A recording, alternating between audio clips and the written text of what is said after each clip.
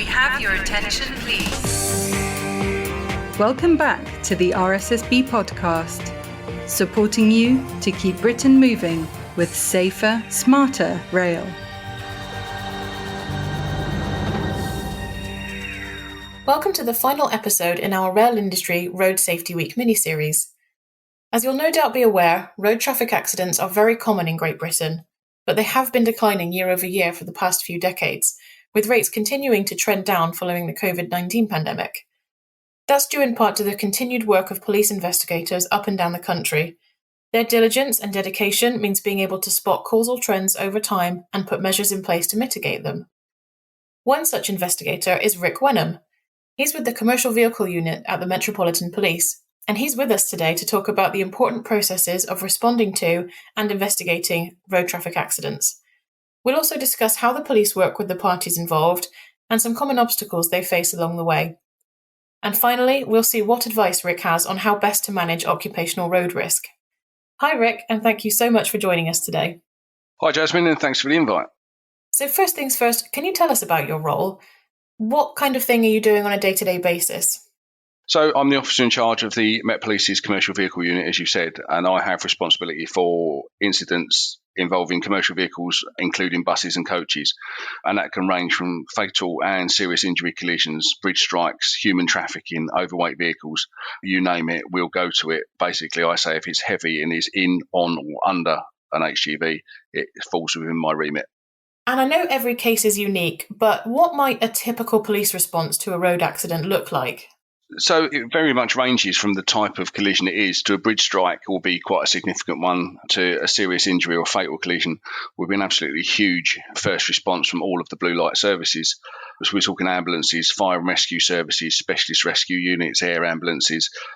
Depends what the incident itself is. Initially, it will be the borough first responders, so your beat officers will be there first, and then it will be the specialist teams, roads policing teams, and the commercial vehicle unit.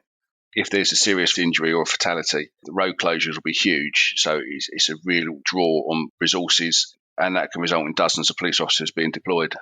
Can you walk us through a couple of scenarios where you think someone making a phone call to 999 might have resulted in a different outcome?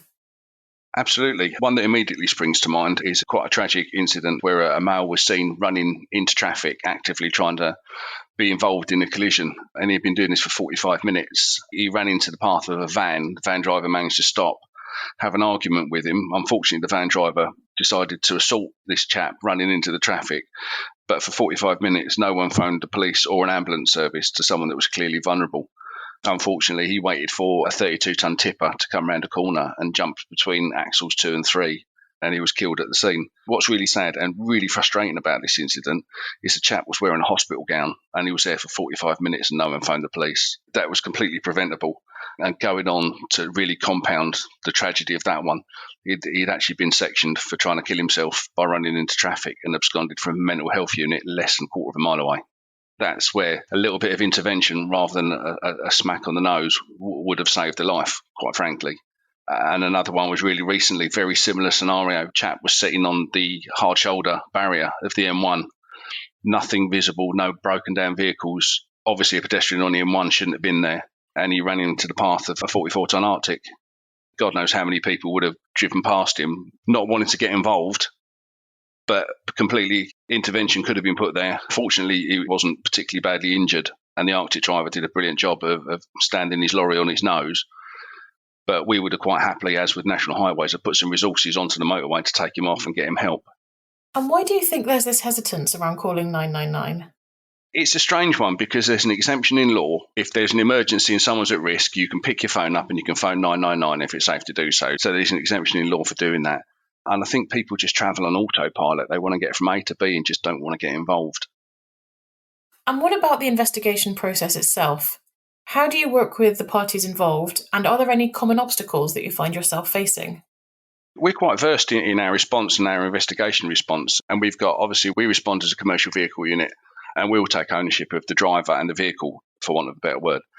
Then we've got our serious collision investigation teams, the detectives, and they'll do their specialism, and then the forensic investigation teams, and they are really the dark art. They can tell if an indicator was flashing, even if the light lenses burst because of glass fragments in the filament and sort of intricate detail like that. We don't really have huge obstacles because, as I said, we are quite versed at it, but we work really well as a team of investigators, but equally haulage operators, lorry operators, transport managers and that, we get them on board really, really quickly because they're key. If a driver's tragically been involved in a serious collision or a fatality, I'm very much of the mindset he's as much of a victim as the person that's injured, and they should be treated as that and given some time to let it all comprehend. I don't want to be speaking to a driver about telematics, maintenance schedules, offloads and transfer loads, things like that. Really key to us is to engage the transport company early. If it's feasible, we'll get them down to us, come to the scene, because it's a friendly face. You might not like your transport manager, but it's not a police officer in uniform sat in a van with you. It's someone you can understand and relate to. We get them on board really, really quick. I think the biggest obstacle we do face is when it's non-UK vehicles, non-UK drivers involved, because obviously we can't get a transport manager over from Europe or beyond. So we have to do a lot on the phone, Google Translate and text messages, and then obviously accommodating drivers if we take the lorry as an exhibit. So that's the real obstacles we do face. And what sort of repercussions might there be for organisations when one of their employees is in a road accident in the line of work? It really depends on the circumstances on this one. If it's driver error or just a pure accident, then very little repercussion will follow. Obviously, our investigation is really, really intricate.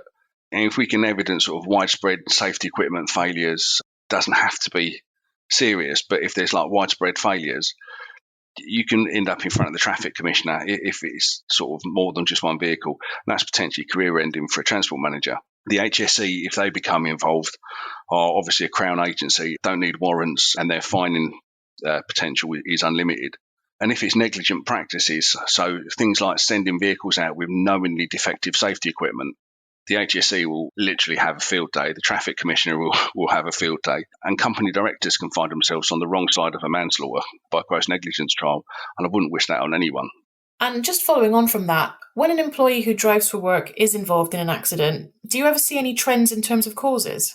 Again, it's a tricky one because commercial vehicle serious accidents and fatalities are nationally down by over 12%, which is, when you look at it, is an absolutely huge figure. Vulnerable road users are our most common call-out. Vulnerable road users of commercial vehicles, and it always will be. But we very much deal with every collision as we find it. We don't go prejudging it just because it's a vulnerable road user in a large vehicle.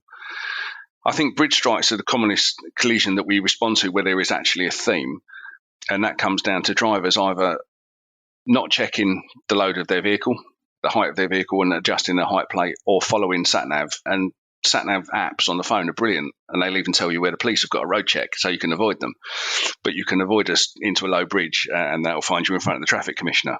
And we've actually had one not so long ago where a driver took a massive lump out of the A13 flyover at Wellington, closed the A13 for 2 days, and had a toe-to-toe conversation with me and one of my sergeants that it wasn't his responsibility to check it, it's the loader's responsibility to check it. And his 18-month driving ban sort of confirmed what we said. Again, it's little things like load security can be a common theme. It's all well and good sitting in the warm and dry in your cab where you can tip it and then put the sheet back over on the press of a button. You've still got to get out and check there's nothing on the sheet. The sheet is effective, and tiny little bit of aggregate falling off can hurt someone if it flies at them at motorway speeds. And finally, what advice would you give to listeners in rail who drive for work? And also, is there anything you'd say to line managers who have teams driving for work?